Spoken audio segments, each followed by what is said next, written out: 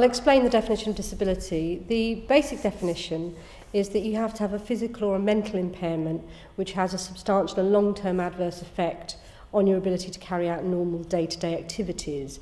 And that basic definition is supplemented by schedules in the Act which explain, for example, what long-term is. So it has to last 12 months or be likely to last 12 months. Normal day-to-day activities cover a range of things. So, for example, mobility, the ability to carry or lift everyday items. When you look at whether or not someone is able to carry out normal day-to-day activities, what you do have to do is to disregard any medication that they're taking, for example, or any aids that they have. And what that means is that the definition covers a very broad range, and it covers what are often considered to be hidden disabilities. So, for example, people with epilepsy whose condition is controlled by medication. You might not think of them as being disabled, but in fact they will be. It also covers people with mental health issues. So, for example, although someone with depression may physically be able to walk, their depression may mean that actually, in fact, they can't leave the house that they live in. So, in fact, their mobility is affected. It also covers, for example, people who have autism and whose normal social interaction may be affected by that impairment.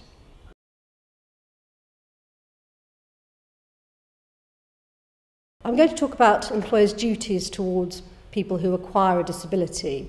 As an employer, what you need to do if someone has a disability is to think about whether or not they need any reasonable adjustments in order to enable them to do their job. So, for example, an employee may not be able to carry out certain tasks in their present employment.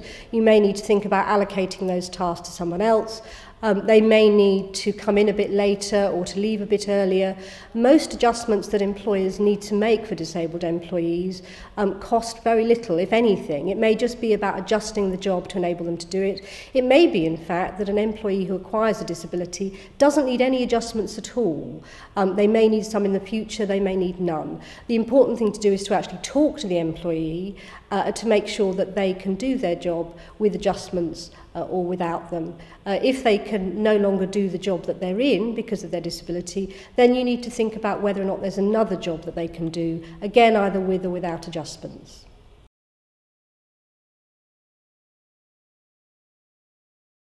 I'm going to talk about reasonable adjustments, particularly in relation to policies, practices and procedures. The Disability Discrimination Act says that as an employer you have to make reasonable adjustments to not only the physical features of your premises, so for example stairs, that kind of thing, but also to your policies, practices and procedures. And that means the way that a job is done, also the policies and the practices that you have in place, for example a sickness absence procedure. What you need to do is to look at that and to see whether or not that impacts adversely on your disabled employees or potentially on your disabled employees. The Act doesn't say what's reasonable. What you need to do is to make changes. It doesn't require you to do anything that, for example, would cost too much or anything that would be impracticable. But what you do have to do is to make the changes that you can to make sure that they don't create barriers. So, for example, if you have a sickness absence policy, then you may need to adjust it and to record disability absence separately from ordinary sickness absence.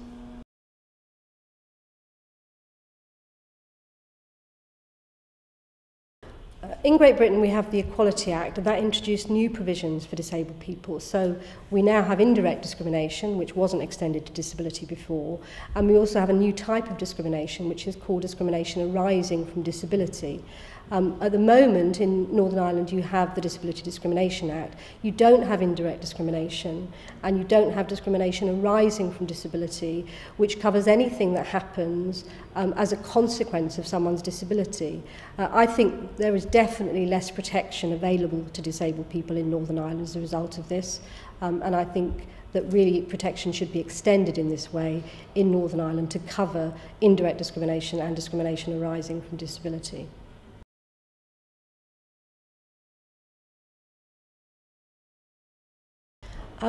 The disability equality duty in GB has made a difference to the way that public authorities carry out their functions. There's been a lot of work on the ground by disability organisations to try and make sure that public authorities take disability into account when they take decisions, not only in relation to the services they provide, but also in relation to employment. And I think it has made a difference. Trade unions have been using it when public authorities conduct redundancy exercises, for example, to make sure that they consider disability when they do this, to make sure they consider disability when they're looking at sickness absence, and also in relation to individual decisions, such as employment decisions, including dismissal. So yes, I think it has made a difference, not a massive difference, but I think certainly we've seen some changes.